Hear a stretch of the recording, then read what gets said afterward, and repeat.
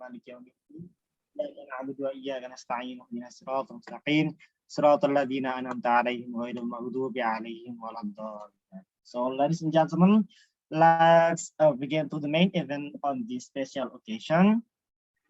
The next agenda is main lecture from Mr. Harus Laksana Guntur. Time is yours.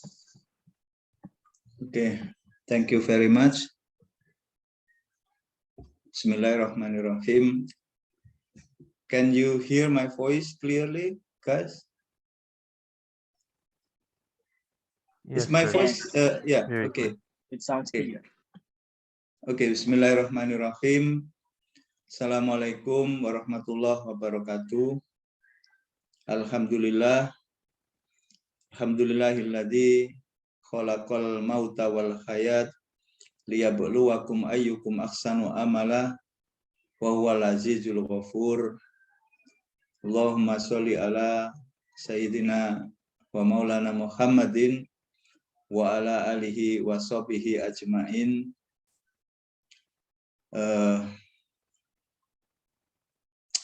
Adik-adik, so I will not deliver the lecture in English because the material is written in Bahasa.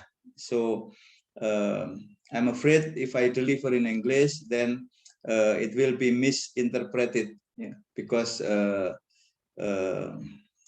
my English is not so good to deliver religious material in English. Yeah, is it okay if I deliver in Bahasa? Maybe it will be delivered mixed. Yeah, sometimes I deliver it in English and sometimes I deliver it in Bahasa. So the material today, let me share first the material. Yeah. So this moment we are going to have a lecture about adab pencari ilmu. Yeah. So because the material all are written in Bahasa, so let me present in Bahasa. Yeah. But you can if you have a question, you can raise your question in English, no problem. So my name Harus Laksana Guntur. I'm one of professor in Mechanical Engineering Department. Maybe one of you are from Mechanical Engineering Department, and one of you also maybe took my or is taking my class. Yeah, I teach mechanical vibration. Yeah, in the 5th semester, and then I teach several subjects. Yeah, but it is in postgraduate program related to dynamic and vibration. So let me start presenting this material. Yeah. Sorry for delivering in Bahasa. Yeah.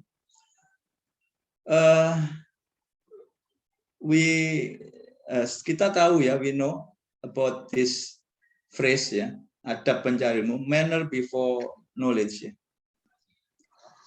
So we familiar with this phrase, ya. Familiar with this sentence. Ya. So today, this moment, we are going to talk about how to be a good student. How to be a good student. Ya. How to behave properly, bagaimana berperilaku baik begitu ya, as a student di dalam majelis ilmu ya, bisa saja majelis ilmu, it can be in the mosque ya, it can be in university, it can be in the class, it can be also in any places ya. So we know this keyword, yeah, keywords. Manner before knowledge. Dahulukan adab sebelum ilmu. Ini this sentence, yeah, this keyword, yeah, is familiar, yeah, I think every one of you already knows about this. Actually, these words is a message from alim ulama, from ulama. Dahulukan adab sebelum ilmu. Kenapa begitu? This is what we have to our mind.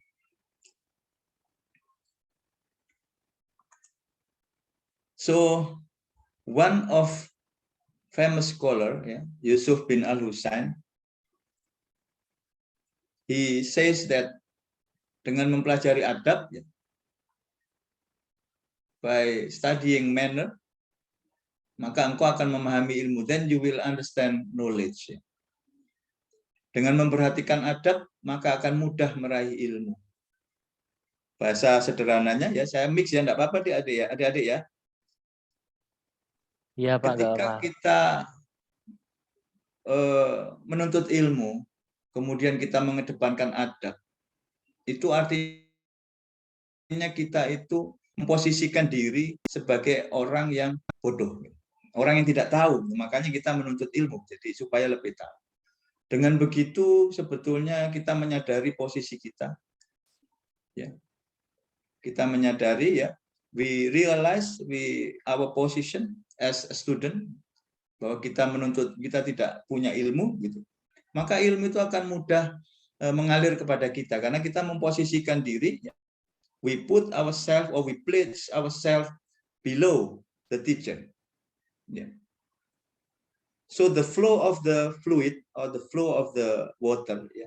If knowledge is assumed to be a water, yeah, diasumsikan sebagai air, the flow of the water fluid according to the law of gravity, yeah, it must be flow from a higher place to lower place, ya. Jadi filosofinya begitu. This is the philosophy. Kenapa kok kita memposisikan harus beradab dulu? Karena kita adab itu sebetulnya ya, the meaning of adab is actually how we behave toward others, to our surroundings, to our teacher, to our parents, to our friends, colleague ya, and then to another creature, semua makhluk. Bagaimana kita berperilaku? Jadi sebetulnya actually between adab and akhlak is the same. Jadi adab itu sebetulnya akhlak yang mulia terhadap orang lain, terhadap guru kita dan lain sebagainya. Anda pasti tahu this hadis ya. Rasulullah says ya, innamal buistu liutamima makarimal akhlak. So actually Rasulullah Muhammad SAW is sent down to the earth to improve or to perfect our behavior. Jadi untuk menyempurnakan atau memperbaiki perilaku kita. Jadi tujuan besar dari agama itu sebetulnya diturunkan adalah kemudian untuk menyempurnakan atau memperbaiki perilaku kita, akhlak kita kepada semuanya, kepada Allah, kepada malaikat Allah, kepada Allah, kepada makhluk Allah yang lain, alam semesta, kepada hewan, tumbuhan, kepada apalagi kepada guru, kepada sesama manusia. Jadi filosofinya yang tadi saya sampaikan, dengan kita memposisikan diri beradab dulu sebelum menuntut ilmu, maka kita memposisikan diri di bawah, begitu ya. Kalau kita di atas, tadi saya sampaikan ya, maka ilmu itu akan sulit mengalir ke tempat yang posisinya di atas dengan hukum gravitasi tadi, sunatullahnya tadi, hukum Allah tadi. Kecuali kita pakai apa? Pakai pompa ya. We can push this water flow upward ya, to the higher position with higher energy. Butuh energi yang lebih besar ya. Butuh energi yang lebih besar, butuh energi dari luar untuk memompa sampai ke tempat yang posisinya di atas. Makanya seorang murid itu ya posisinya adabnya itu harus memposisikan diri di bawah. Karena merasa dia tidak berilmu, itu bodoh sederhana bahasanya, jahil gitu ya. Maka kita merendah di hadapan dosen, guru, dan siapapun yang memberikan ilmu, supaya ilmu itu mudah mengalir dengan deras ke bawah, gitu ya. Apalagi kepada ilmu Allah, gitu ya. Jadi kita harus memposisikan diri memang sebagai hamba yang rendah, zalim, doif, dan jahil, bodoh. Sehingga ilmu itu dari langit itu turun ke bumi dan kita bisa menerima dengan baik. Itu filosofinya tadi. Kenapa dengan adab yang baik maka akan mudah dalam memahami ilmu, karena seperti filosofinya air tadi, water tadi. So water flows from the higher places to the lower places, yeah, because this is the sunnatullah, because of the gravity, yeah, the energy potential of water, yeah, in a higher place, then it will flow easily downward. Jadi kita harus memposisikan itu. Jadi kalau Anda sudah memahami itu, if you understand this philosophy, then you will always put yourself as a student lower than your teacher, yeah, than ulama, scholar. So adab or akhlak, yeah, how we behave to others, yeah, we can divide it into 4. Yeah. First is adab to Allah, atau adab kepada Allah, how we behave, yeah, to Allah, and then to Rasulullah,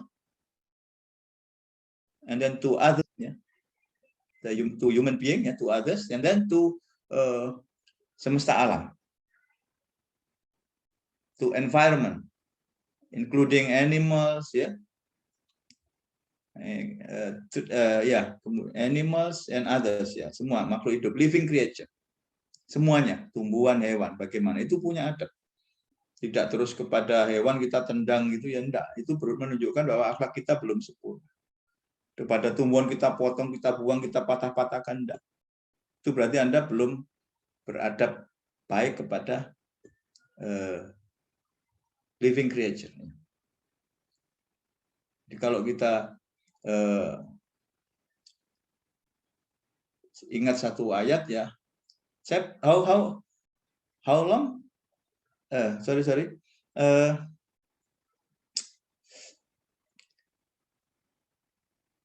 Apa tadi? Berapa lama, Dek, saya, Dek, waktunya, Dek?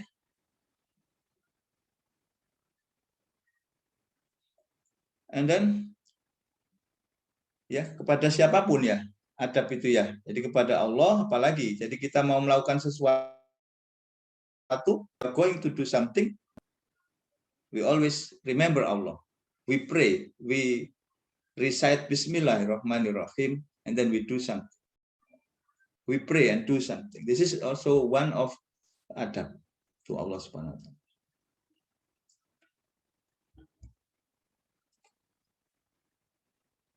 Kemudian ini, ya, ini karena adab mencari ilmu, ya. In Al-Mujadilah, ya, Quran, surah Al-Mujadilah, ya, verse 11, ya ayyuhalladzina amanu. Ini saya dulu. Ya ayyuhalladzina amanu idza qila lakum tafassahu fil majalisi,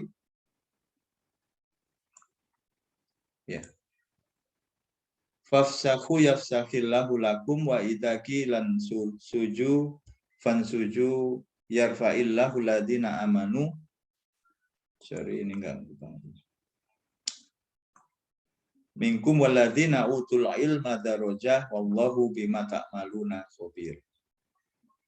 Oh, you who believe, ya. Orang-orang yang beriman.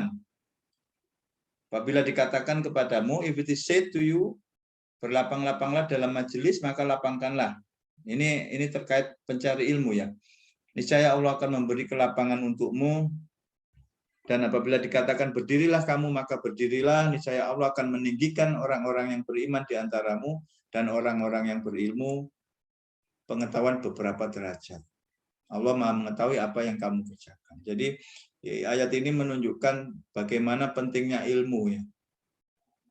Jadi orang-orang yang berilmu itu, jadi kalau kita disuruh melapangkan majelis seperti ini, kita bantu, kita bantu semaksimal kita, itu termasuk dalam kategori berlapang-lapang dalam majelis, yang melapangkan.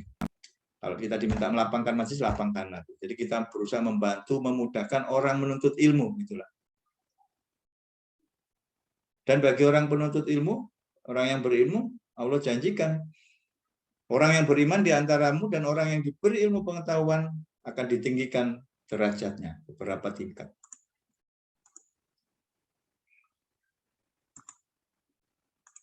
Nah, ini. Nah, kemudian ada satu ayat lagi di dalam Quran surat Ar-Rahman 33 ini ya. Maaf ini. Dalam surat Ar-Rahman 33, ya ma'syarul jinni wal insi in istata'tum an tanfudu min aqtori samawati wal ardi fanfudu wal atanfuduna illa bisultan. Jadi hai jin dan manusia, jika kamu sanggup menembus atau melintasi penjuru langit dan bumi, maka lintasilah. Tapi kamu tidak akan dapat menembusnya kecuali dengan kekuatan. Kekuatan di sini adalah kekuatan ilmu. Jadi kita bisa melakukan segalanya. We can do many things because of ilmu, because of knowledge. Jadi dulu sebelum sebelum ada teknologi mesin uap, listrik, ya orang masih pakai kayu bakar, gitu ya. Kemudian setelah itu dengan ilmu orang mempelajari, meriset dan seterusnya, akhirnya ditemukan listrik, begitu ya, lampu. Maka terjadi revolusi industri pada saat itu. Saat ditemukan lampu ya. Kemudian demikian seterusnya. Sampai akhirnya teknologi komputer. Ya, waktu itu belum ada teknologi komputer. Kemudian ada teknologi komputer, kemudian terjadi perkembangan teknologi yang besar. Pesawat, mobil dan lain sebagainya. Pesawat jet dengan kecepatan supersonik ya. Jadi bisa melintasi bumi dalam waktu sangat singkat begitu. Kemudian teknologi 3G, 4G, 5G ya. Itu hasil olah ilmu kan begitu. Adalah yang dimaksud kekuatan ini ya ilmu itu. Nah, ada pencari ilmu. Ada beberapa dibagi menjadi beberapa hal ya, poin ya. Adab dalam majelis ya. Dalam sebuah forum atau majelis ya. Adab terhadap guru dan dosen atau kiai atau siapapun gitu. Kemudian kenapa kok kita perlu beradab begitu ya kepada guru dan dosen, seperti tadi saya sebutkan, agar ilmu itu bisa terserap dengan baik dan bermanfaat. Adab di dalam majelis ya, ini kita divide adab in majelis menjadi beberapa hal. Yang pertama adalah when we are going to enter a room, then we have to convey salam. We have to recite salam. Assalamualaikum. This is adab as a Muslim. And then we try to find a place, ya, tempat yang masih kosong. Jangan tempat orang didudukin. Itu sudah sebetulnya ini adab yang sebagai seorang manusia, ya, kita pasti tahu sebetulnya tanpa belajar ini. Anda pasti merasa. Jadi Anda gunakan rasa, hati, perasaan Anda. Jadi kalau Anda melakukan hal itu, kemudian orang lain tidak suka, atau orang lain melakukan hal itu kepada Anda dan buat Anda tidak suka, maka jangan lakukan, gitu ya.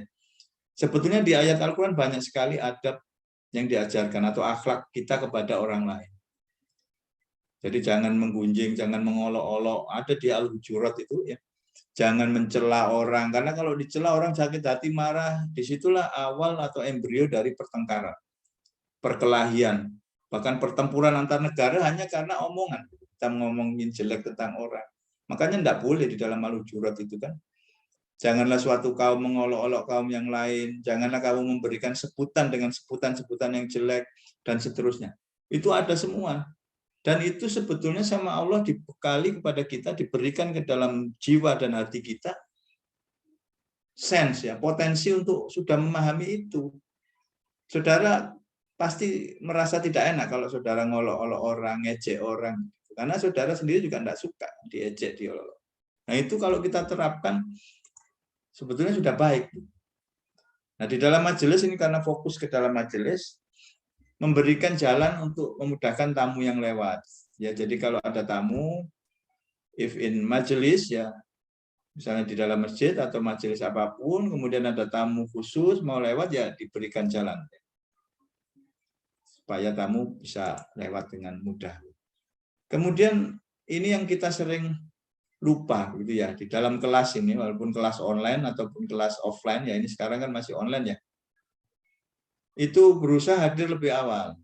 Try to come earlier in the majelis, in the class, before the lecture, ya, before ya, the teacher come to the class.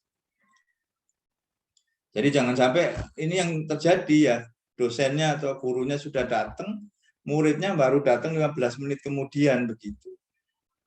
Kalau kondisinya online seperti ini kadang malah seenaknya sendiri ya. Gurunya ngomong, video nyala, Anda mati semua, mungkin Anda tinggal ngapa-ngapain, ya saya enggak tahu, tapi saya pasrahkan saja sama Allah. My duty is, my responsible is to convey the knowledge.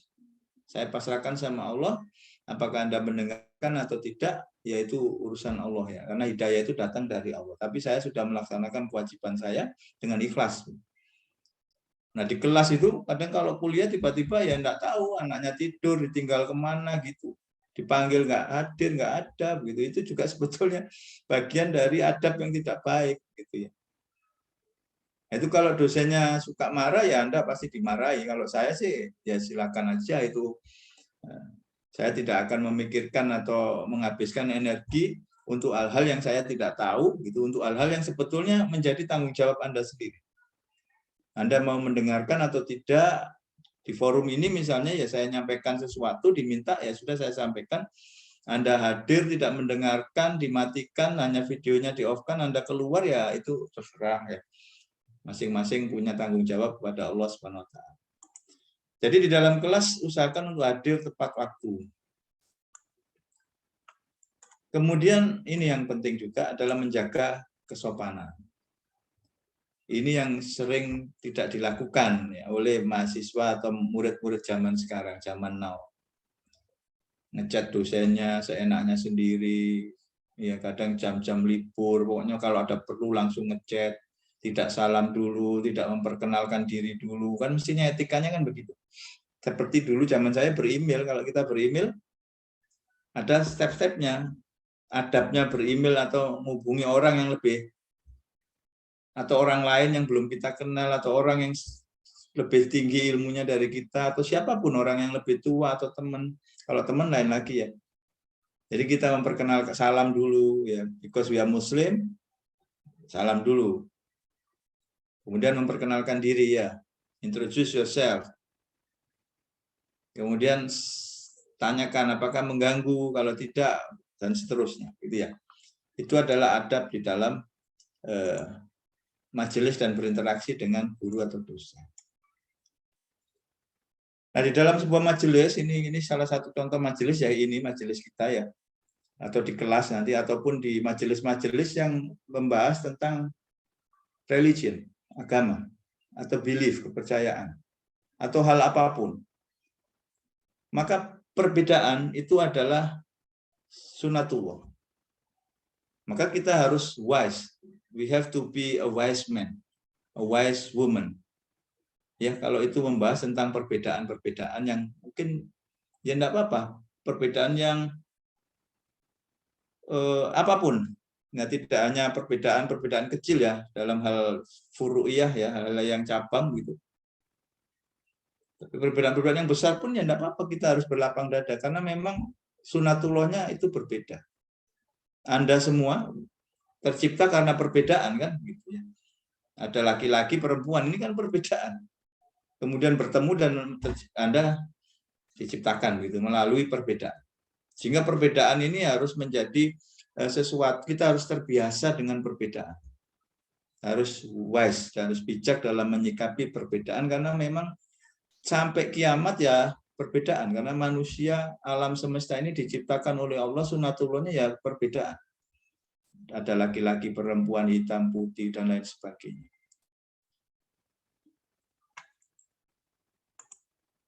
Kemudian, nah ini yang terakhir ini juga sangat penting ya. Walaupun kita harus bersikap bijaksana, ya we have to be a wise man tadi. Dan menghiasi diri dengan kebijaksanaan. Ini sebetulnya wisdom ini itu bisa tercipta kalau ilmu kita makin tinggi. Jadi semakin tinggi ilmu kita, semakin kita bisa menjadi wise man, bijaksana. Jadi Allah berikan nikmat yang banyak kepada orang yang bijaksana. Jadi orang yang Allah berikan nikmat yang banyak kepada orang yang mengerti hikmah. Jadi kalau kita wise itu kita akan ditambah nikmatnya. Jadi kita lebih mudah berinteraksi dengan siapapun gitu. Kita bisa diterima oleh golongan apapun, misalnya bukan berarti kita meyakini semua ini ya, enggak, tapi kita bisa diterima oleh siapapun dan lain sebagainya.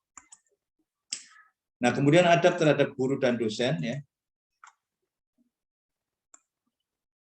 Ya, ini saat kuliah ya, saat kelas ya. When we are having class ya, lecture ya, kita duduk dengan baik ya. Kemudian memperhatikan begitu ya, menerima, memahami dan berusaha untuk menyerap ilmu yang disampaikan. Walaupun kita tidak begitu ngerti ya, jangan terus disampaikan secara vulgar atau apa gitu ya. Kita harus bisa menerima dan memahami dengan baik. Kemudian menghormati. Jadi kalau ataupun kita berbeda pendapat gitu, atau kita mungkin lebih tahu karena kita banyak membaca, ya kita menghormatilah orang yang berbicara di depan. Saya pun, siapapun yang berbicara, mahasiswa saya yang usianya jauh di bawah saya, mungkin ilmunya juga mungkin jauh di bawah saya, tetapi saya tetap menghormati dia. Ketika dia presentasi, oh ini orang yang menyampaikan ilmu, kita harus hormati. Itu adab ya. Apalagi guru ya, yang sudah jelas usianya lebih tua dan ilmunya lebih tinggi.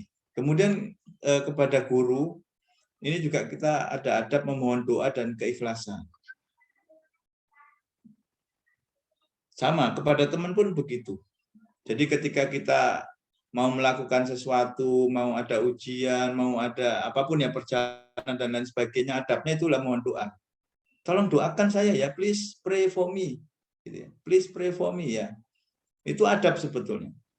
Bukan berarti ini ya, kalau nggak didoakan terus kita jadi nggak selamat atau dan lain sebagainya, bukan gitu kan. Karena itu sebuah ini dari Allah ya. Kita berdoa sendiri bisa sebetulnya ya, mending doa sendiri lebih lengkap gitu ya. Tetapi itu adalah adab, etika kepada guru, kepada teman gitu. Orang kalau dimintain doa itu seneng loh. Itu minimal orang lain senang tersenyum itu ridho loh. Jadi kalau ridhollahu biridho alwalidain wasuktullahi bisuktu alwalidain. Ridho Allah itu terletak pada ridho orang tua atau ridho manusia lain. Murka Allah juga demikian. Jadi kalau kita membuat orang lain itu tersenyum kepada kita, ridho kepada kita, Allah juga ridho. Percayalah. Jadi dibalik ridho manusia-manusia yang ada di sekitar Anda, itu teman Anda, guru Anda, apalagi ya, muncullah doa-doa yang baik, mereka tersenyum, itu Allah juga senang. Jadi kalau Anda bisa membuat teman-teman Anda tersenyum karena Anda, Allah pasti ridho kepada, yakinlah. Makanya meminta doa, ya, mohon izin dan lain sebagainya, meminta doa itu salah satu bentuk adab yang baik. Mohon doanya ya friend gitu. Bro, tolong ya dongakno bro ya ben aku iso lancar studiku ya. Setiap aktivitas apapun kita minta doa ke teman, itu sebetulnya adab yang baik, adab ya Mas. Kita juga tidak tahu apakah dari doa teman kita itu kemudian kita jadi sukses, kita nggak tahu dari doa siapa gitu, apakah orang tua atau teman. Tetapi adab itu membuat kita jadi rendah hati, kita menghormati orang lain, guru dan teman, kemudian mereka tersenyum kepada kita karena merasa dihormati. Maka itulah mengalir ridho Allah. Kalau Allah sudah ridho ya lancar lah tanpa didoakan. Aktivitas Anda diridhoi Allah ya lancar. Nah kemudian yang terakhir adab terhadap guru dan dosen, cara komunikasi ya dengan bahasa yang baik dan sikap yang santun. Bukan berarti nunduk-nunduk. Juga scholar ya, Anda adalah sarjana, menurut saya calon sarjana. Sama-sama orang berilmu ya kita tahulah batasnya gitu ya. Jangan terus gitu ya ke Anda tahulah tidak perlu saya sampaikan dengan bahasa verbal. Anda tahu bagaimana berperilaku atau berinteraksi dengan guru ya. Apalagi dia lebih senior, lebih tua. Ya, sama ketika Anda minta diperlakukan orang dengan baik, maka Anda harus memperlakukan orang lain dengan baik. Kalau saya dengan teman pun, dengan yang lebih muda pun, saya akan memperlakukan hal yang sama. Saya hormati dia sebagai sesama manusia, as a human being. I respect him, I respect her a lot. Siapapun dia, umur berapapun ya, saya akan hormati dia. Kalau dia masih anak-anak, saya sayangi dia. Itu juga cara berkomunikasi yang baik ya. Saya tidak pernah berkata-kata kasar, apalagi memaki, apalagi mengolok-olok kepada siapapun. Itu nggak boleh memang. Nah, kalau Anda bisa begitu, akhlak Anda, adab Anda kepada orang lain, wah Anda sudah top lah. Berarti Anda sudah ilmunya tinggi lah, Anda sudah memahami Islam dengan baik. Nah, agar ilmu bermanfaat,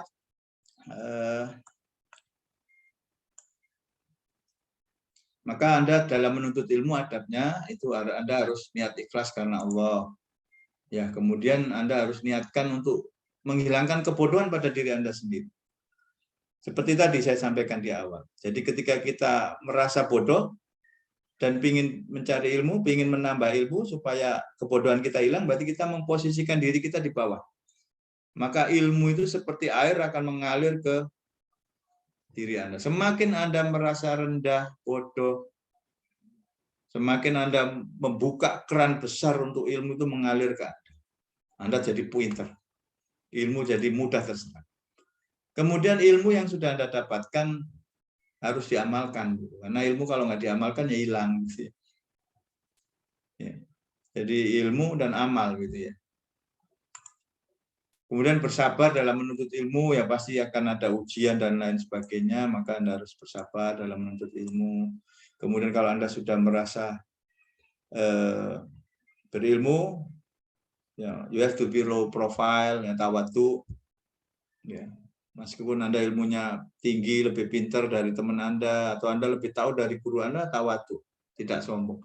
Karena begitu ada setitik kesombongan, Anda merasa lebih baik, lebih tinggi, disitulah Anda bodoh. Anda pasti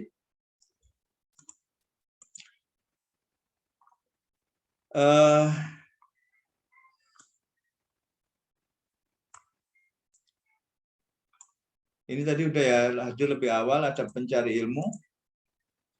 So, ada pencari ilmu as a student ya. Maka Anda you have to, ya ini tadi sudah ya, Anda you have to present earlier ya, lebih awal dari gurunya ya 5 menit atau bareng lah minimal ya bahasa ini. Ya, you have to respect your lecturer, teacher ya, siapapun yang memberi ilmu kepada Anda. Kemudian low profile tadi ini kalau di summary-kan ya, if we summarize, sabar gitu. Kemudian kalau ada kesulitan-kesulitan ya harus kemudian mengamalkan ilmu tadi ya. Dan yang terakhir ikhlas. Ini yang berat ini ya. Sebentar, ini harus minda-minda. Nah, ada satu surat Al-Qasas ayat 77. A'udzubillahi minasyaitonirrajim. Bismillahirrahmanirrahim. Do I still have time, moderator? How long? Yes, maybe 15 minutes more 10 minutes? for the presentation. Okay, 10 minutes, yeah. 15 minutes. 15 minutes, okay. Oh, see, so I Yes. still have, yeah, a lot of time actually. So 15 minutes, okay, it's enough.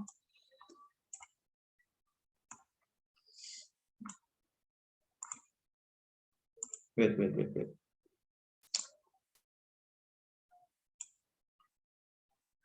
So in Quran, Surah Al-Qasas, verse 77, Wabtaghi fima ataka Allahu darul akhirah. Dan carilah apa yang telah dianugerahkan Allah kepadamu, negeri akhirat. Jadi kita itu sebetulnya as a human being, as slave, ya, sebagai hamba Allah, kita itu sama Allah diberitahu lewat firman-Nya itu. Jadi carilah negeri akhirat, gitu ya. Dengan apa yang dianugerahkan Allah kepada kita. Jadi kalau Anda punya kepintaran, punya kekayaan, punya kekuatan, ya masih muda, maka apa yang Allah berikan kepada kita itu, anugerahkan kepada kita itu, ya, kepintaran, kekuatan, apapun lah, yang semua itu nikmat dari Allah, datangnya dari Allah. Maka kita harus jadi orang yang pandai berterima kasih. We have to be thankful, ya, to Allah. Maka itu harus digunakan untuk mencari kehidupan akhirat, gitu ya. Wala tansa nasibaka minad dunya. Tapi kita juga tidak boleh melupakan bagian kita di dunia, gitu ya. Jadi apa yang kita dapat dari Allah semuanya, potensi yang kita miliki, kepintaran, kemampuan, apapun, kekayaan, dan itu mestinya digunakan untuk mencari kehidupan yang lebih abadi di negeri akhirat. Karena di dunia ini kan sebentar saja lah, nggak terasa gitu. Saya pun ya merasa tiba-tiba sudah usia segini, 45 gitu, 46. Teman-teman ya tiba-tiba sudah nggak ada aja gitu, ada gitu. Jadi manfaatkan betul apa yang Allah berikan untuk mencari negeri akhirat. Tetapi ya jangan terus bermalas-malasan, guys, nggak usah nyari apa-apalah. Toh nanti akhirnya juga kita dipanggil Allah, gitu ya. Jangan. Karena kita tetap harus menjadi kaya, menjadi pintar, dan lain sebagainya, karena itu adalah modal besar untuk akhirat kita. Wa aksin, gitu. Dan berbuat baiklah, gitu ya. Kama ahsanallahu ilaika. Sebagaimana Allah berbuat baik kepada. Jadi kalau Anda betul-betul mendalami Islam dengan baik, ayat-ayat Al-Quran itu, ya apa yang Allah perintahkan, maka kita akan jadi orang yang baik. Pribadi yang baik kepada orang lain, kepada alam semesta, tidak gampang rusak tanaman, itu sudah otomatis. Wa ma arsalnaka ila rahmatal lil alamin itu, jadi tidaklah aku utus kamu Muhammad untuk rahmat bagi alam semesta. Rahmat itu kasih sayang, gitu ya. Itu bagi alam semesta. Jadi kalau kita jadi ada sampah, kita ambil, kita masukkan. Ada sandal di depan masjid yang tidak rapi, kita rapikan. Itu levelnya tinggi sekali. Kalau Anda sudah bisa ikhlas begitu, itu tidak terus tiba-tiba pohon dipotong. Pokoknya Anda sangat berhati-hati dan memperlakukan apapun, siapapun dengan baik, dengan kasih sayang. Waksin kama ahsanallahu ilaika, ya. Karena Allah sangat baik sekali sama kita. Maka kita ya harusnya baik pada siapapun. Kalau kita suka marah-marah, suka tidak baik sama orang lain, suka tidak baik sama hewan, ya kita tendang, ada kucing, kita pokoknya nggak baik lah sama. Anda pasti tahu, saya tidak perlu definisikan lebih detail. Kita tidak baik sama pohonan, sama hewan, dan apapun gitu, sama lingkungan kita. Itu berarti ada yang salah dengan kita. Jadi kalau kita, karena Allah sudah sangat baik, ya. Dan janganlah kamu berbuat kerusakan. Ya kalau kita baik, sudah pasti kita tidak akan berbuat kerusakan, ya. Karena Allah tidak suka itu. Innallaha yuhibbul muhsinin. Allah suka orang-orang yang berbuat baik. Innallaha yuhibbul mutatahhirin. Allah itu suka sama orang-orang yang membersihkan dirinya. Itu baik juga, semua baik-baik pokoknya yang coba Anda lihat di Quran. Innallaha yuhibbul tawabina. Allah suka pada orang yang bertobat. Ya dia menyesali kalau dia berbuat jelek, itu kan baik. Innallaha yuhibbu, banyak sekali. Jadi Allah itu suka sama kebaikan-kebaikan. Ya, apalagi infak, sedekah, bantu orang, apapun bentuk kebaikan Allah suka. Memindahkan duri supaya tidak orang keinjak itu perbuatan yang mulia sekali. Dan tidaklah orang melakukan itu kecuali imannya itu baik sekali.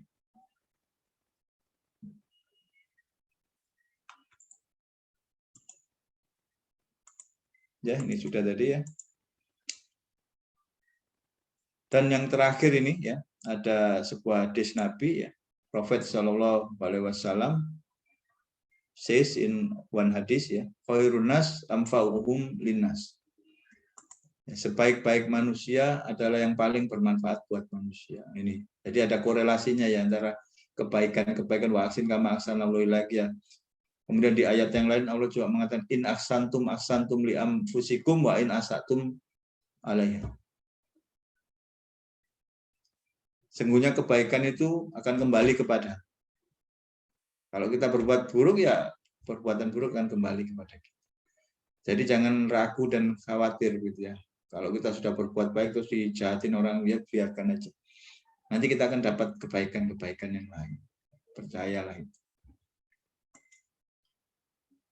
Ya, jadi khairun nas anfa'uhum linnas, baik-baik manusia adalah orang yang paling bermanfaat bagi orang lain. Bagi alam semesta, bagi lingkungannya dan semua. Dan di dalam menuntut ilmu ya perlu kita sadari betul surat An-Nahl 78 ini ya. Wallahu akhrajakum ya. Dan Allah mengeluarkan kamu dari perut ibumu ya, wallahu akhrajakum min butuni ummahatikum la ta'lamuna syai'an, dalam kondisi yang tidak berilmu sama sekali. Coba Anda ingat-ingat. Kita dikeluarkan ya, wallahu akhrajakum min butuni ummahatikum la ta'lamuna syai'an. Jadi Allah mengeluarkan kamu dari perut ibumu dalam keadaan tidak mengetahui sesuatu pun. Kita bodoh, orang kok jahil, tidak tahu apa-apa.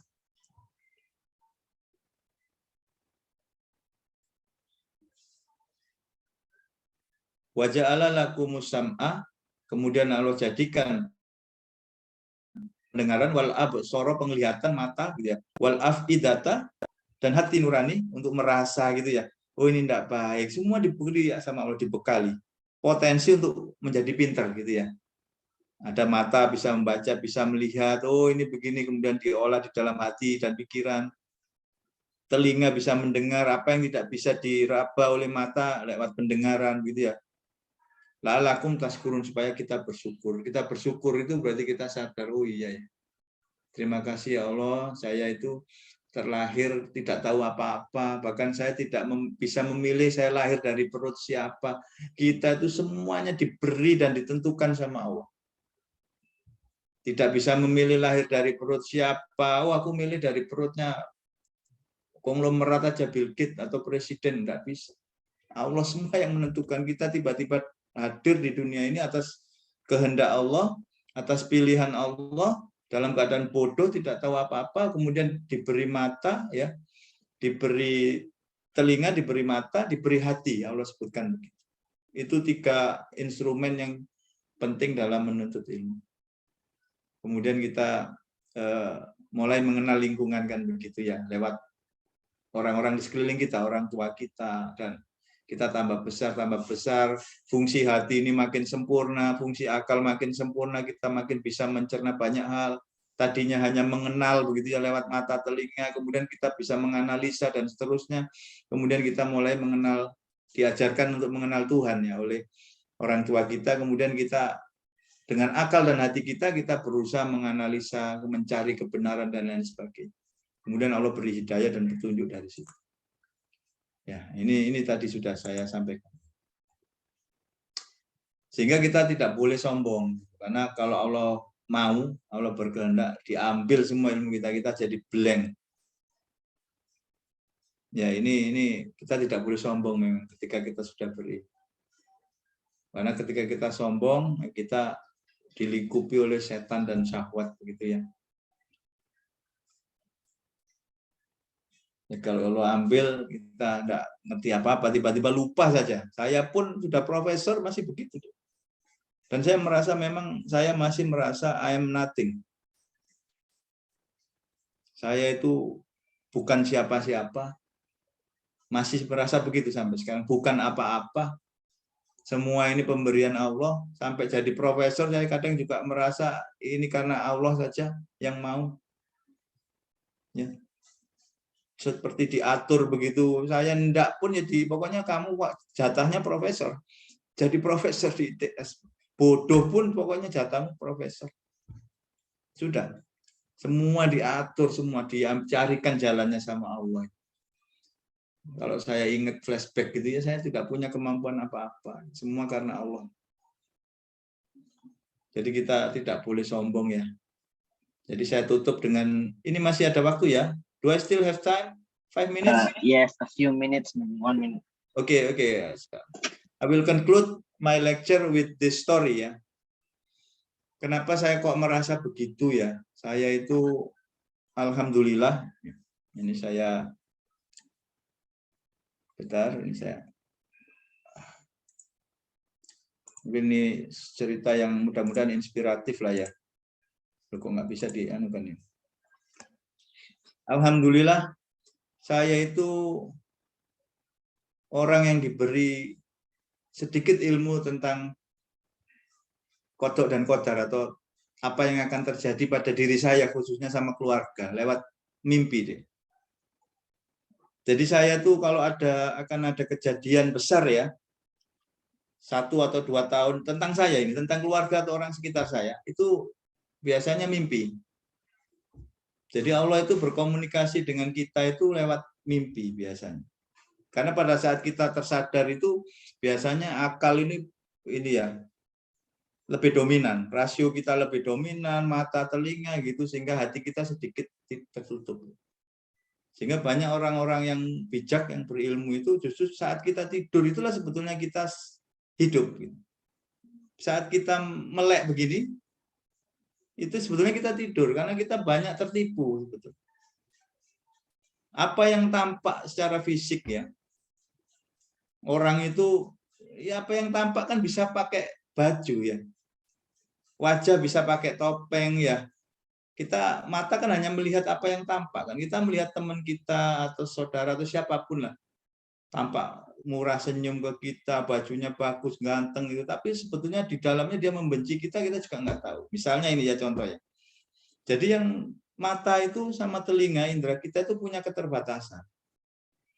Dia hanya bisa melihat apa yang tampak, bisa mengartikan apa yang tampak.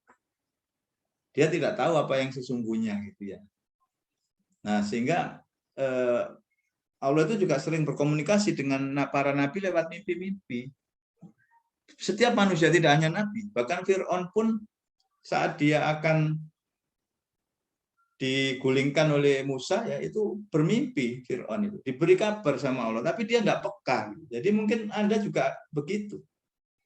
Diberi kabar sebelumnya tentang takdir dia, kamu itu nanti ya kerajaanmu itu akan dikalahkan, ditumbangkan oleh seseorang yang lahir dari sini, lupa saya. Tapi yang jelas Fir'aun itu bermimpi. Kemudian Fir'aun memanggil orang-orang yang ada di sekitarnya, para penakwil mimpi. Kemudian berceritalah para penakwil mimpi itu, oh nanti akan terlahir seorang laki-laki dari Bani ini di sini, dia akan mengalahkan kamu gitu. Yaitu Nabi Musa itu. Atas mimpi itu sebetulnya Fir'aun diberitahu kan sama Allah kan. Tapi kabar itu tidak membuat Fir'aun kemudian menjadi sadar gitu. Kemudian kembali kepada Allah, bertobat gitu enggak. Tapi dia malah tambah sombong. Jadi semua laki-laki yang terlahir pada zaman itu dibunuh. Padahal Fir'aun diberi mimpi sama Allah. Akhirnya ya benar, mimpi itu terbukti ya. Apa yang sudah Allah rencanakan lewat rencananya itu terbukti. Kemudian lahirlah Musa ya dengan cara Allah, skenarionya yang halus lah, yang bisa diterima akal sehat. Musa kemudian Allah, ibunya Musa kemudian diberi wahyu sama Allah, dibisikin untuk dihanyutkan di sungai, begitu kan? Dan sebenarnya sampai akhirnya Musa besar dan kemudian Musa lah yang menghancurkan Fir'aun. Jadi mimpinya Fir'aun terbukti setelah puluhan tahun. 40 tahun begitu. Jadi Allah itu dalam menyusun rencana itu juga sangat halus. Nabi Yusuf juga demikian. Jadi Nabi Muhammad pun sering menerima wahyu lewat mimpi-mimpi. Nabi Yusuf pun demikian. Nabi Yusuf itu waktu anak-anak sering diberi kabar sama Allah tentang masa depannya. Dia melihat bintang dan lain sebagainya. Kemudian dia melalui proses ya, dia dibawa oleh saudara-saudaranya, kakak-kakaknya yang jahat, dimasukkan ke dalam sumur. Tetapi disitulah jalan bagi si Yusuf tadi untuk kemudian dijadikan anak pungut oleh raja pada saat itu, Aziz ya, raja. Kemudian dia dibawa, diambil jadi anak, kemudian dia jadi inner circle-nya ya, jadi inner circle-nya siapa raja Nabi Yusuf itu? Ya, lupa saya namanya. Nah, kemudian dia menjadi menteri keuangan ya, sesuai mimpinya bahwa dia akan menjadi orang yang siapa? Tutankhamun. Ya, ya, oke. Kemudian intinya begitu. Ya, diberi kabar dulu 40 tahun sebelum jadi menteri. Dan mungkin Allah memberikan kabar kepada Anda. Tapi Anda kurang peka misalnya ya. Tapi tidak setiap orang diberi dan tidak setiap kejadian diberi kabarnya ya, karena memang kita ditakdirkan hanya meyakini yang gaib ya, kita tidak diberitahu tentang hal yang gaib kecuali sedikit dan yang Allah kehendaki. Nabi Muhammad pun kadang ya tidak tahu apa yang akan terjadi besok, makanya selalu bilang insya Allah. Nah, tentang saya ini ya, akhirnya balik ke situ ya. Ya ini walaupun ini hal-hal yang khilafiyah ya. Jadi kalau Anda sangat bergantung sama Allah, Anda yakin semua itu datang dari Allah, pemberian Allah, tidak ada daya dan kekuatan sedikit pun kepada kita. Apa yang kita miliki itu titipan pemberian Allah, ilmu yang ada pada kita itu ya setiap saat bisa diangkat oleh Allah, kita tidak tahu apa-apa, bodoh dan lain sebagainya, itu saya rasakan. Nah, saya banyak mimpi-mimpi saya ya sebetulnya. Tapi mimpi yang ini mau saya ceritakan ke Anda ini. Tentang takdir saya ya. Setelah itu saya tutup. Jadi saya itu sebelum jadi profesor ini, prosesnya itu tidak mudah. Sulit sekali. Ngusulkan ditolak pada saat itu karena menterinya berbeda dan saya usianya masih 40-an. Sulit sekali. Itu saya diberi kabar sama Allah. 2 tahun sebelum jadi ya, sebelum disetujui. Saya itu bermimpi membeli tiket pesawat. Kemudian saya mau naik pesawat besar yang akan membawa saya ke suatu tujuan besar. Saya masih ingat, saya membawa 1 anak saya. Saya bawa naik, saya sudah terlambat ini. Sudah terlambat naik, kemudian saya sampai di depan pintu masuk pesawat. Kemudian di stop sama penjaga pesawat. No, where is your ticket? Tiket saya tuh loh, kok tiba-tiba enggak saya pegang gitu. Di dalam mimpi itu. I lost my ticket ya. Kemudian saya menangis ke itu, penjaga pintunya pesawat itu. Ya, saya menangis, saya menyampaikan bahwa saya benar-benar sudah membeli tiket dan punya tiketnya gitu. But I lost my ticket. Percayalah sama saya gitu, Pak. Ini saya membawa 1 anak saya begitu. Kemudian akhirnya karena belas kasihan penjaga tadi, saya diizinkan masuk gitu ceritanya. Kemudian saya masuk ke dalam pesawat, ini mimpi saya ya. Saya ceritakan juga ke banyak orang supaya jadi pelajaran. Saya masuk ke dalam pesawat, kemudian saya duduk di satu ruang VIP. Ya, saya masuk ke dalam VIP room, VIP room. Saya lihat di situ ada banyak sekali guru besar ITS pada saat itu di dalam mimpi itu. Kemudian akhirnya pesawat berangkat. Saya terbangun, saya ingat terus mimpinya sampai sekarang, padahal udah 2 tahun, 3 tahun yang lalu. Dan ada mimpi-mimpi saya yang lain yang saya selalu ingat. Ya, ini mau cerita bahwa apa yang terjadi pada kita itu takdir Allah gitu ya, sudah ditulis sama Allah gitu loh. Kadang diceritakan dulu ke kita sebelum terjadi, tapi tidak semua orang. Tapi semua orang pasti sudah punya ceritanya masing-masing. Jadi 2 tahun kemudian saya mengalami hal yang seperti di mimpi itu. Jadi saya mengusulkan sebagai profesor, kemudian ditolak terus sampai akhirnya satu-satunya saya diminta menambah 1 paper bereputasi. Jadi dalam mimpi saya kan membawa anak saya 1 gitu ya. Akhirnya diizinkan begitu. Tapi saya terus hubungkan terus dengan mimpi itu. Saya udah, mungkin saya akan goal jadi profesor setelah saya membawa 1 paper bereputasi, karena di dalam mimpi saya itu saya membawa 1 anak saya 4 deh ya, 1 yang saya bawa. Benar, setelah setahun saya nulis paper selesai, tersubmit, dan proses submitnya itu dipermudah. 1 tahun loh untuk nulis 1 paper bereputasi internasional. Kok yang dilala ada yang bantu gitulah pokoknya. Mahasiswa S2 saya dan lain sebagainya, akhirnya paper itu accepted dan publish. Kemudian saya kirimkan ulang berkas saya ke Jakarta, diterima dan saya jadi profesor. Jadi persis seperti yang saya alami ketika di dalam mimpi itu. Saya sudah sangat yakin dengan mimpi itu, tapi kan tetap harus saya buktikan kan. Saya suka begitu deh. Kalau Anda suka bereksperimen ya enggak apa-apa gitu, kita bereksperimen, bahwa komunikasi loh dengan kita lewat mimpi, lewat yang kita lihat ini ya. Wal awalu wal akhiru wa dhohiru wal batinu, ya Allah yang awal dan yang akhir, wa dhohiru wal batinu, Allah yang dohir dan batin, Allah yang tersembunyi, Allah yang tampak yang dohir. Jadi bisa saja pada orang-orang miskin atau lewat representasi orang-orang yang ada di depan kita, hewan-hewan yang ada di depan kita, Allah itu sebetulnya ingin memberikan pesan kepada Anda. Mendohirkan diri lewat itu. Hanya kita yang tidak peka, tidak bisa menangkap. Nah, sama mimpi tadi. Jadi 3 tahun sebelum jadi profesor itu sudah dikabari begitu ya. Itu saat saya masih mengusulkan, baru berangkat mengusulkan profesor. Ternyata ya memang lama. 2 tahun ditolak-tolak, 3 tahun sampai akhirnya diminta 1 paper pamungkas itu. Persis seperti mimpi beneran, terus saya jadi profesor dan dikukuhkan. Tapi saya sudah enggak terlalu kaget lagi, karena sudah dikabari ya, sudah memang jalannya jadi profesor begini. Gitu. Ya, saya baru dikukuhkan profesor itu setahun yang lalu ya, bulan April saya SK profesor saya turun. Mimpinya sudah 3-4 tahun yang lalu. Dan banyak sekali mimpi-mimpi yang mungkin pada saya juga ada yang tidak semua saya ceritakan gitu, ada mimpi-mimpi yang lain lah. Yang itu adalah kabar dari Allah. Biasanya mimpi itu kita ingat terus ceritanya sampai sekarang itu, dan jernih sekali. Ya, sehingga itulah akhir dari cerita yang saya sampaikan ya. Jadi sepinter apapun Anda jangan sombong, ya, karena karena sebetulnya apa yang kita capai itu bukan semata-mata karena usaha dan ikhtiar kita, bukan sama sekali, tapi karena pemberian Allah. Kalau apa yang kita capai itu karena ikhtiar, karena kerja keras kita, maka tuli bangunan, ya tukang batu itu adalah orang yang paling kaya. Ternyata kan mereka bekerja paling keras ya enggak kaya. Terserah Allah maunya gimana.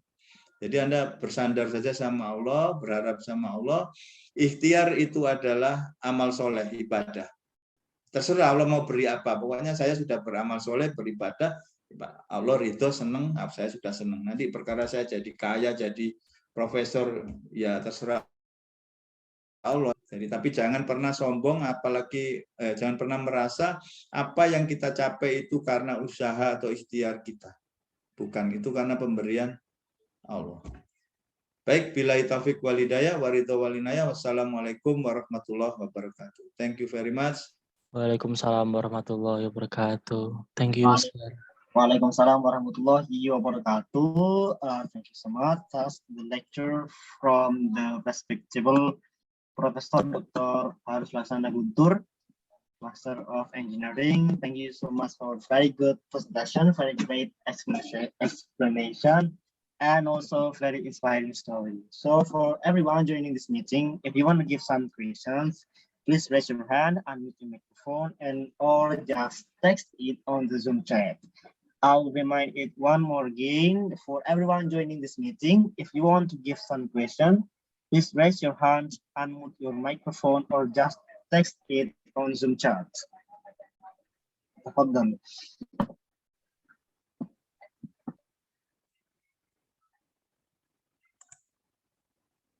Silakan Dek. It can be in English, in Indonesia, in bahasa ya, no problem. Yang penting ilmunya tersampaikan ya. So the main purpose is yeah. Okay, I'll remind again. The question can be by English or by Indonesia, because Oh, by chat you can chat ya. Because the most important is the knowledge transmission. There's one person who raised hand, Hamas Rabbani. Okay, you can unmute your microphone. Bismillahirrahmanirrahim. Assalamualaikum warahmatullahi wabarakatuh. Waalaikumsalam warahmatullahi. Terima kasih atas kesempatannya. Pak, saya ingin bertanya. Misalkan saya itu sudah tahu, Pak, kalau hal itu salah, dosa gitu, Pak. Tapi kan iman itu kan kadang naik turun, Pak. Nah itu bagaimana, Pak, cara mengatasinya? Ya. Terima kasih, Pak. Oke, baik, terima kasih. Namanya siapa, Dek? Hamas Rabbani, Pak, dari Mechanical Engineering, Teknik Mesin, Joint Degree.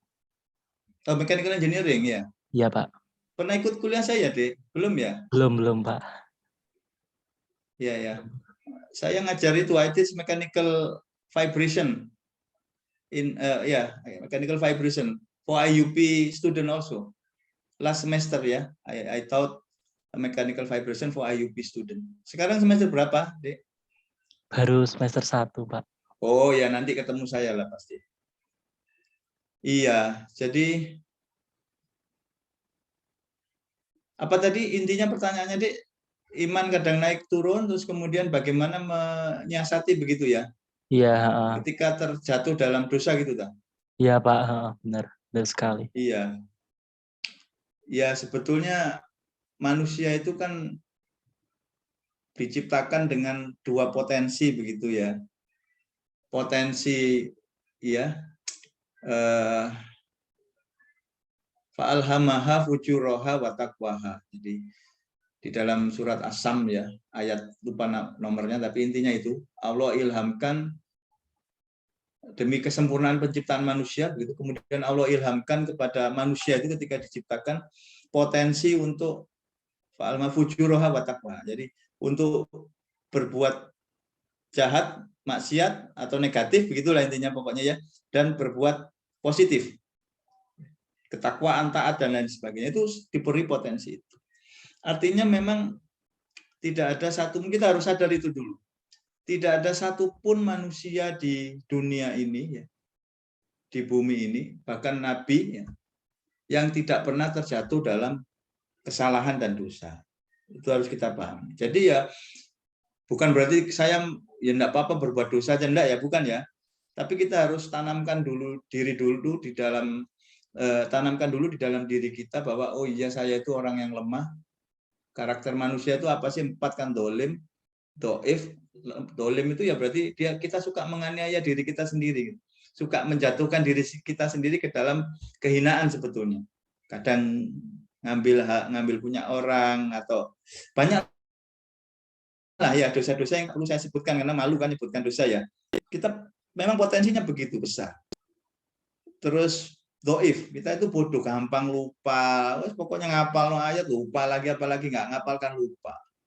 Itu harus kita sadari sebagai hamba. Kemudian jahil, doif lemah ya. Kemudian jahil bodoh. Jadi kita itu dolim, sering menganiaya diri sendiri. Kemudian kita itu doif, lemah. Jadi gampang kegodok, godaan dikit kita pasti jatuh lah. Ya itu memang diri kita. Kemudian jahil, kita bodoh. Jadi kalau yang merasa pintar tuh menurut saya aneh, dia berarti dia yang malah bodoh. Kemudian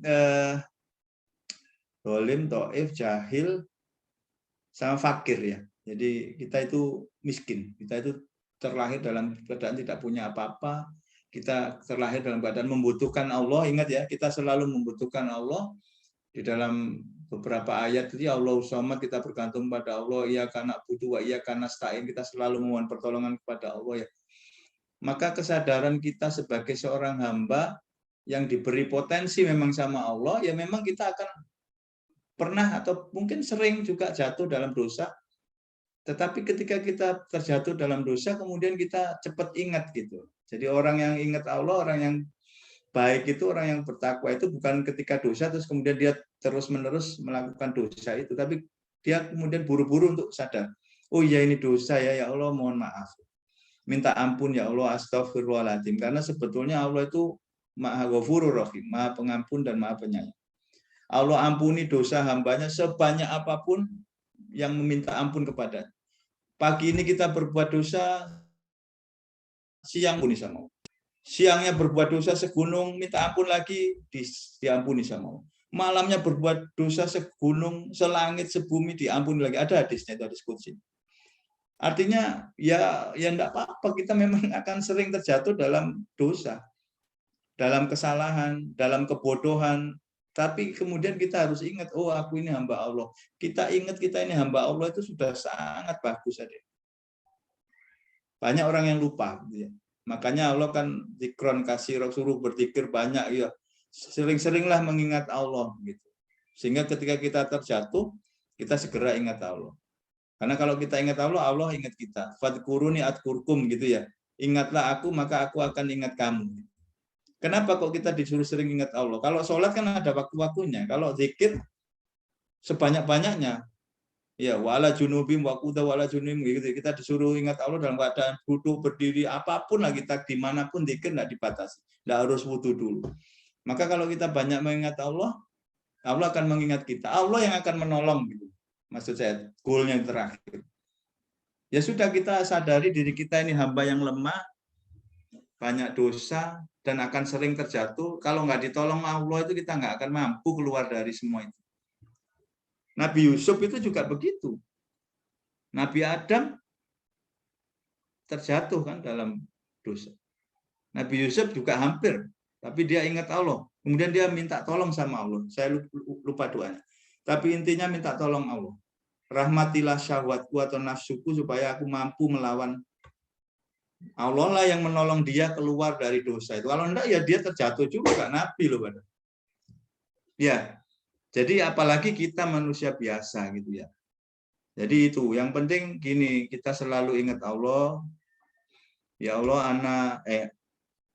anta Robbi gitu ya, anak abdika begitu ya. Jadi ya Allah jenengan ya dengan bahasa Anda lah, enggak harus bahasa Arab sih. Allah itu ngerti kok. Anda enggak ngomong aja Allah sudah tahu apa yang ada di dalam hati Anda. Ya. Wallahu a'lam bidati sudur. Allah tahu apa yang tersembunyi di dalam dada. Ya alimul ghaibi wa syahadati, Allah tahu yang gaib. Jadi Anda masih kerentak itu, masih tek punya niat gitu, Allah sudah tahu. Allah, Anda menjerit nangis tentang sesuatu, Anda belum terucap secara verbal, Allah sudah tahu. Makanya itu tadi, jadi kita ini hamba Allah, Anda sadar dulu, maksudnya selalu ingat Allah. Ingat Allah itu berarti kita ingat bahwa kita ini hamba, ya, gitu ya. Hamba itu lemah, pasti akan sering terjatuh dalam dosa, kemudian minta tolong sama Allah. Kemudian setelah berbuat dosa, minta ampun sama Allah. Karena tadi, ampunan Allah itu seluas langit dan bumi, tidak terbatas. Begitu Anda istighfar, astagfirullahaladzim, aku dosa, ya Allah mohon maaf, mudah-mudahan tidak mengulang lagi misalnya, atau terserah bahasa Anda sendirilah, itu Allah insya Allah sudah mengampuni. Nanti jatuh dalam dosa lagi, minta maaf lagi sama Allah. Atau kalau pas keimanan Anda sedang tinggi, berdoa yang banyak yang baik. Ya Allah berikanlah ya sabit qulubana ala dinik wa ala ta'atik gitu ya. Ya muqallibal qulub ya yang membolak-balikkan hati dan menaik turunkan keimanan gitu ya. Kuatkanlah imanku gitu. Kadang aku jatuh, aku minta maaf ya Allah, aku cuma hamba. Aku siapa? Aku tidak mampu juga kalau tidak jenengan tolong gitu. Insya Allah nanti pelan-pelan Anda akan di-upgrade gitu. Jadi semakin Anda sadar bahwa Anda itu hamba, Anda itu tidak bisa apa-apa, tidak punya kekuatan, Anda semakin nempel sama Allah, gantung, Allah akan tolong Anda. Di jalannya bisa Allah carikan. Tidak usah Anda yang berpikir ya. Gitu ya. Kalau Anda pakai rumus teori macam-macam ya susah. Anda akan jatuh dalam dosa selalu, iman selalu naik turun, dan kita akan selalu tiap hari mungkin kadang kuat, kadang turun, dosa lagi, terus istighfar lagi, memang begitu. Memang begitu, kita diciptakan punya dua potensi baik dan potensi buruk. Ya, memang Allah yang menciptakan itu. Ya kita berusaha untuk melawan ya sisi jelek kita. Ya kalau tidak mampu ya minta maaf sama Allah, minta ditolong, gitulah. Itu ya, Dek ya. Mohon maaf Ya, terlalu Pak. panjang ya. Enggak, Pak. Makasih, Pak. Ya, mudah-mudahan makin lama makin baik lah. Ya, pokoknya nempel aja sama Allah. Ya berbuat dosa ya enggak apa-apa, pas lupa gitu, setelah itu ingat lagi sama Allah, ampun ya Allah gitu. Dosa lagi minta maaf lagi gitu ya. Jadi ada satu hadis, iringilah perbuatan buruk atau dosa dengan perbuatan baik gitu ya. Kalau habis dosa kan biasanya Anda lihat di Al-Qur'an ya, selalu setiap kita melakukan kesalahan apapun itu, sama Allah mesti apa? Disuruh puasa, ya gitu ya, disuruh sedekah gitu kan, mesti kan, ngasih makan orang miskin kalau kita tidak puasa, misalnya lupa karena apa, berbuat dosa saat puasa, puasanya batal, disuruh ganti dengan banyak memberi makan orang miskin ya. Kalau tidak mampu ya kita puasa lagi begitu. Jadi memang itu ya, seperti itu ya. Diiringi dengan perbuatan baik. Jadi iringilah perbuatan-perbuatan tidak baik dengan perbuatan baik, dan begitu kita sadar bahwa itu perbuatan tidak baik, kita langsung istighfar, kemudian diiringi dengan perbuatan baik. Selalu begitu sampai akhir hayat deh. Selama kita makan ya syahwat pasti ada, kita pasti akan terjatuh dalam dosa ya. Baru meninggal nanti selesai gitu. Tapi Allah yang akan menolong kita nanti kalau kita bersungguh-sungguh ya. Kita akan pelan-pelan di-upgrade, terus di-upgrade sampai kita jadi orang yang baik lah. Lebih sedikit berbuat jeleknya gitulah. Kalau enggak berbuat dosa dan enggak berbuat jelek sama sekali bukan manusia ya. Jadi perbuatan jahat atau dosa kita makin lama makin sedikit. Perbuatan baiknya makin lama makin banyak. Sehingga di akhir insya Allah husnul khotimah. Itu Elkia. Ya mudah-mudahan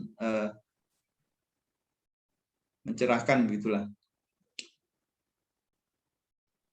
Okay, thank you so much for the bright and explanation. So because we have exceeded the normal time, so maybe this is the last question. Sorry, just one question maybe can deliver on this nice occasion.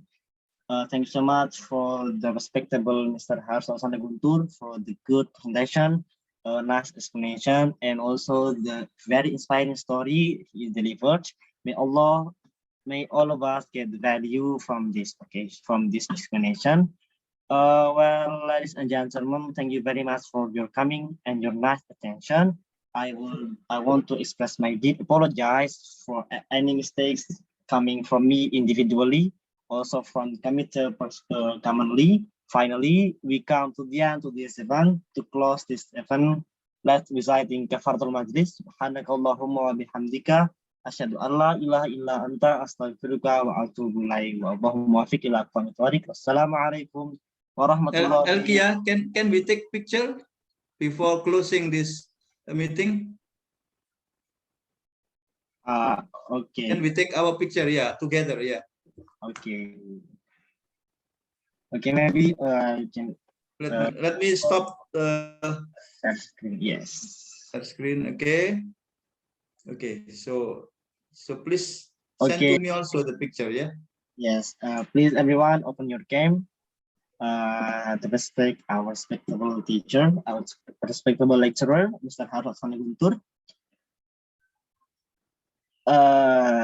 Yeah, some of us already opened our camera.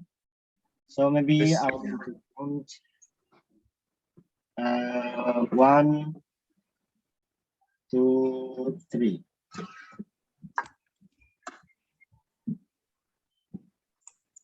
Okay, and also in the next slide, 1, 2, 3. And on the last slide, 1, 2, 3. Okay. Once more, I want to express my gratitude for the respectable lecturer, Mr. Laksana Guntur, for the nice explanation, and also for the all audience, ladies and gentlemen. that already joined this occasion, this mentoring gratefully. So ladies and gentlemen, I want to close once more again. Thank you very much for your coming and your nice attention. So maybe we will again the Kafatul Majlis to close this event. Subhanakallahumma bihamdika asyhadu alla ilaha astaghfiruka wa atubu ilaik. Wallahu muwaffiq ila aqwamit thoriq. Wassalamualaikum warahmatullahi wabarakatuh. Waalaikumsalam warahmatullahi wabarakatuh. Waalaikumsalam warahmatullahi wabarakatuh. Waalaikumsalam warahmatullahi wabarakatuh. Thank you, Ustaz. Thank you, sir. Okay, thank you. Good luck. Assalamualaikum. Waalaikumsalam warahmatullahi wabarakatuh. So everyone can leave the Zoom and I will end all the meeting.